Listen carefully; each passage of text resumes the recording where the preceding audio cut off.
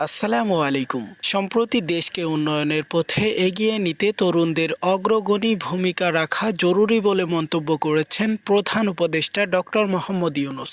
গতকাল বিকেলে ব্যাংককে অনুষ্ঠিত বিমসটেক ইয়াং জেন ফোরামে বক্তব্য প্রদানকালে তিনি এই মন্তব্য প্রকাশ করেছেন। উক্ত বক্তব্যে ডক্টর ইউনূস বলেন, দেশকে পরিবর্তন করতে চাইলে পরিচালনার পদ্ধতি বদলাতে হবে।